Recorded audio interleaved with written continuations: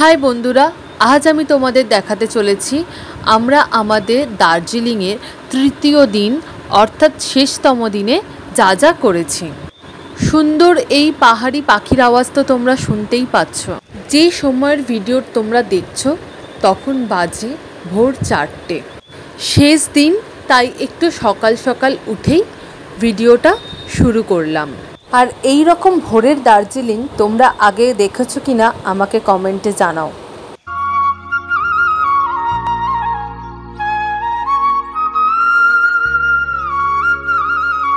ঘড়িতে তখন বাজে সকাল 8টা।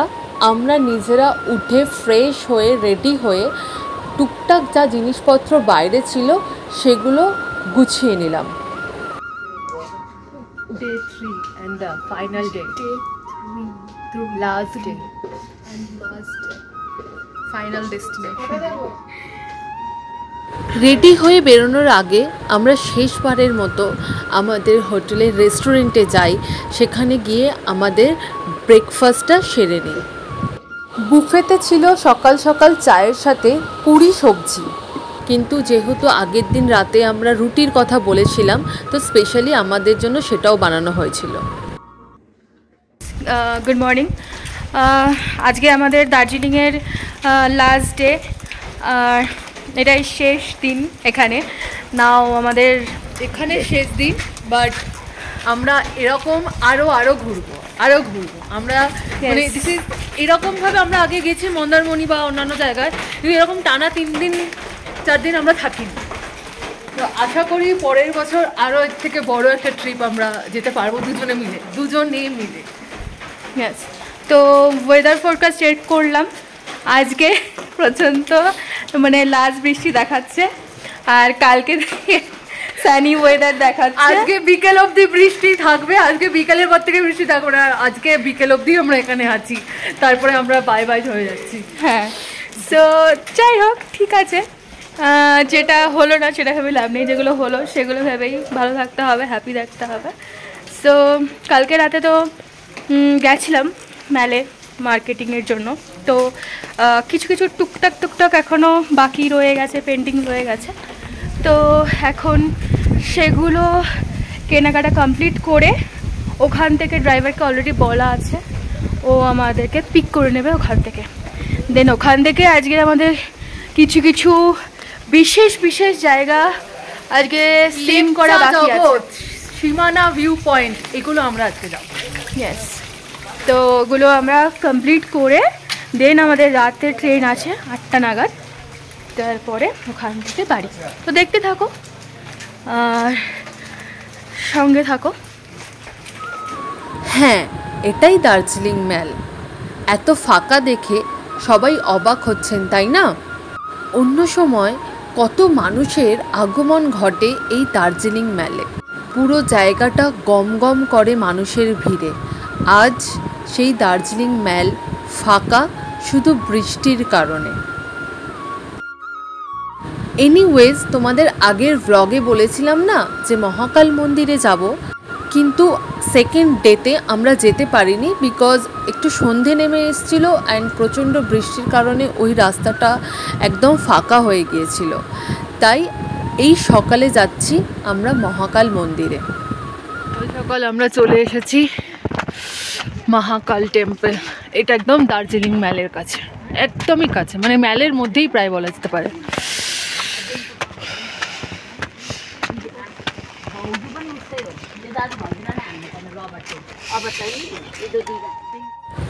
প্রচণ্ড বৃষ্টি আর ঠান্ডায় কাঁপতে আমরা উঠছিলাম মহাকাল মন্দিরের দিকে। জয় মহাকাল।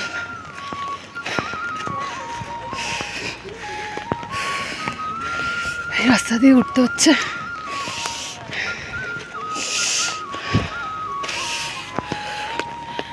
ওয়ে টু মহাকাল মন্দির।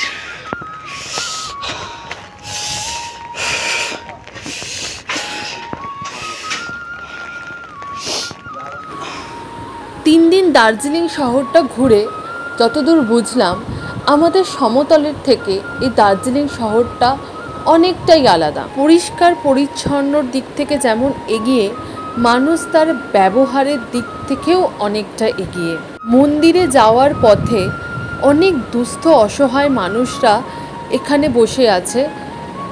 তারা এই মন্দিরে দর্শনার্থীদের থেকে সাহায্যের আশাতেই বসে আছে, কিন্তু কেউ পথ চলতি মানুষদের কোনোভাবে ডিস্টার্বও করছে না এবং হাত পেতে বারবার ভিক্ষাও চাইছে না।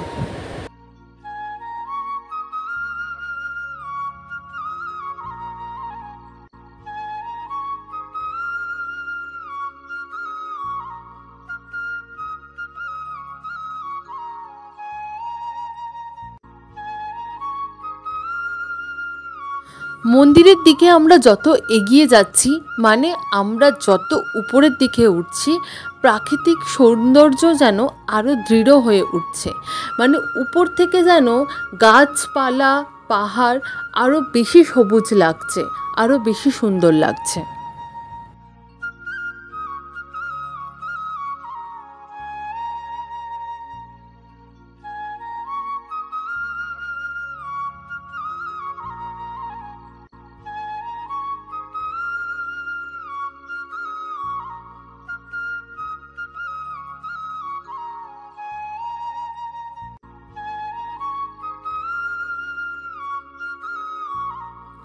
হাঁটতে হাঁটতে আমরা চলে আসলাম মহাকাল মন্দিরের কাছেই। প্রথমে আমাদের এখানে জুতো রাখতে হবে, অ্যান্ড কেউ যদি এখান থেকে ঠাকুরকে পুজো দেওয়ার জন্য ডালা নিতে চাও, এখান থেকে নিতে পারো। জুতো রেখে আবার আমাদেরকে হাঁটতে হবে আরও কিছুটা পথ।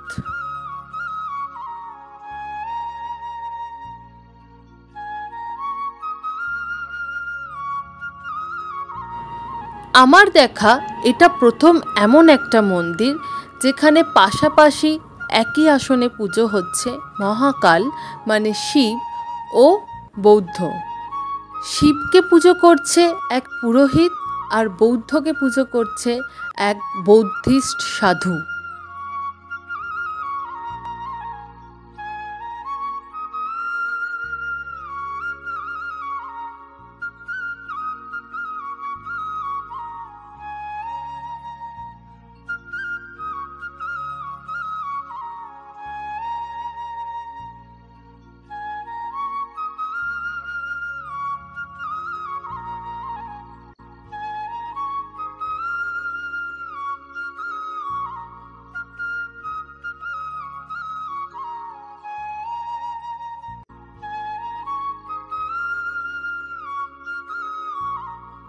এখানে মহাকাল বিরাজমান হলেও চারিদিকে রয়েছে বৌদ্ধ মন্দিরের ছোঁয়া। দার্জিলিং ম্যালে এই মহাকাল মন্দির ধর্মনিরপেক্ষতার পতাকা উঁচু করে সোজা দাঁড়িয়ে আছে।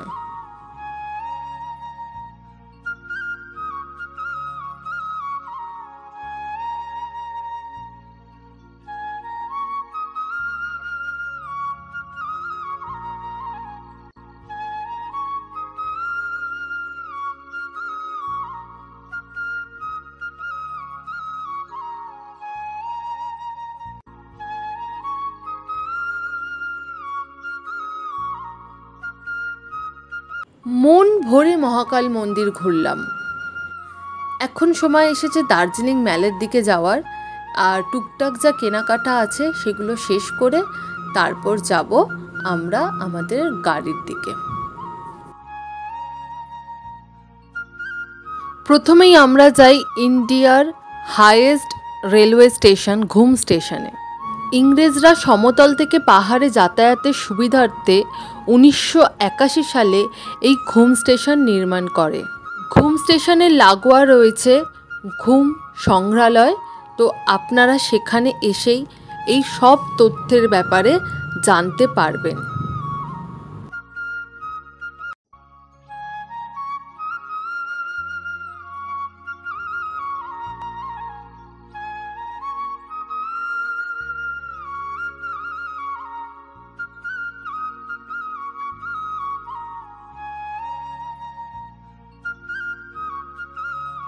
ঘুম স্টেশন থেকে বেরিয়েই আমরা পাহাড়ের আঁকাবাঁকা পথ দিয়ে চলে গেলাম সীমানা ভিউ পয়েন্টের দিকে।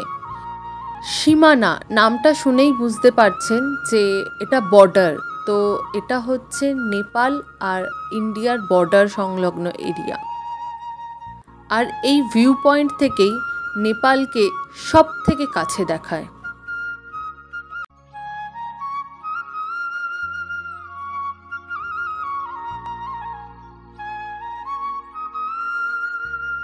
কুয়াশার জন্য সীমানার ওপারের কিছুই দেখতে পাইনি, সেটা আলাদা বিষয়, কিন্তু প্রাকৃতিক সৌন্দর্য কোনো অংশেই কম নয় এ সময়।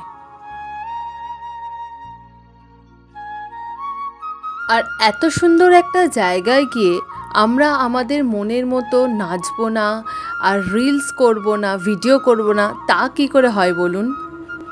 এই জায়গা ঘোরার পর আমরা আবারও বাদাম ও পাইন গাছের মাঝখান দিয়ে বয়ে যাওয়া রাস্তা দিয়ে পৌঁছালাম লেপচা জগৎ।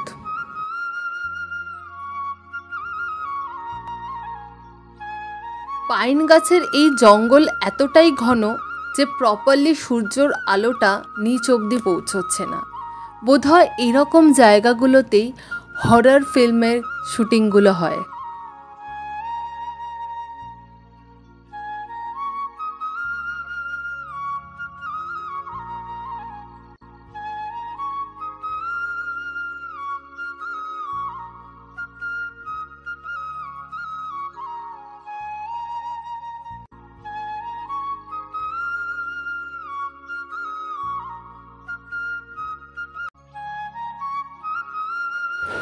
লেপচা জগৎ দেখার পরে আমরা সুখিয়া ফকরির দিকে গেলাম, আর সুখিয়া ফকরির রাস্তা ধরেই আমরা পৌঁছালাম গোপালধারা টি স্টেট।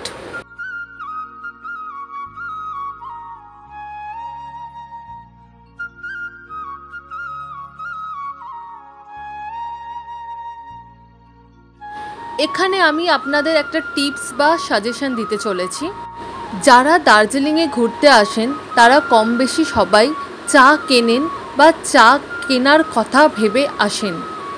আমি আপনাদের বলবো, যদি আপনাদের দার্জিলিংয়ের সাইট সিইংগুলির মধ্যে এই গোপালধারা টি স্টেট থাকে তবে আপনারা অবশ্যই এখান থেকেই চাটা কিনবেন। এই গোপালধারা টি স্টেটের চা যেমন গুণগতভাবে অনেকটা উন্নত, আর দামটাও অনেকটা সস্তা।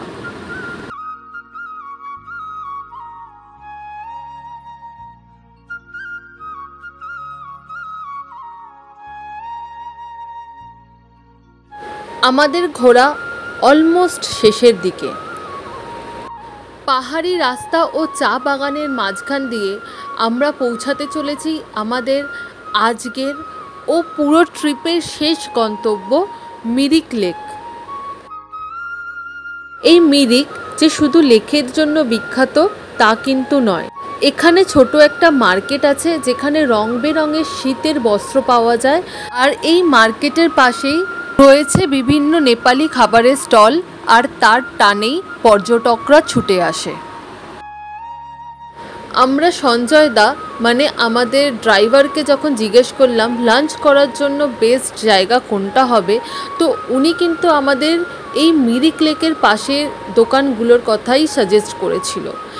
বাট অতিরিক্ত বৃষ্টির হওয়ার কারণে আমরা নেবে এই স্টলগুলোতে খাবারের স্বাদ উপভোগ করতে পারিনি।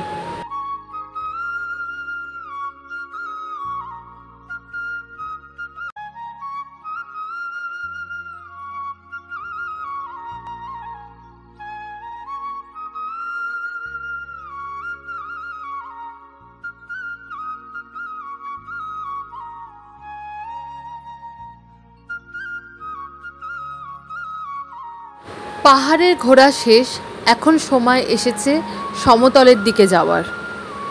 এই বৃষ্টির মধ্যে যে সব সময় ফোনটা বার করব, আমরা যা যা দেখছি সব কিছু ক্যাপচার করব, সেটা পসিবল হয়ে উঠছিল না। আর সত্যি কথা বলতে কি, এই ঠান্ডা উপরন্তু 3 দিন টানা বৃষ্টিতে আমরা কোথাও না কোথাও একটু শেষের দিকে বিরক্ত হয়ে যাচ্ছিলাম, আর ভালো লাগছিল না এই ওয়েদারটা। এই যে নদীটা দেখছেন, এটা হচ্ছে রংবং নদী। এটা মিরিকের একদম পাশ থেকে গেছে। বর্ষায় এই নদীটা ফুলে ফেঁপে উঠেছে। শেষবারের মতো একটা জায়গায় দাঁড়িয়ে আমরা পাহাড় ও প্রকৃতির সাথে কিছু মুহূর্ত কাটিয়ে নিলাম, আর সেখানে দাঁড়িয়েই মোমো দিয়ে আমাদের লাঞ্চটাও কমপ্লিট করে নিলাম। এই যে ব্রিজটা দেখছেন, এটা পুরোটাই ওয়ান ওয়ে, মানে এক পাশ থেকে গাড়ি আসলে অন্য পাশ থেকে গাড়ি যাওয়া যায় না। ওই যে ট্রাফিক গার্ড দেখতে পাচ্ছেন, এক পাশের গাড়ি পুরোপুরি আসলে তারপরেই এই দিককার গাড়িগুলো যাওয়ার জন্য ছাড়বে।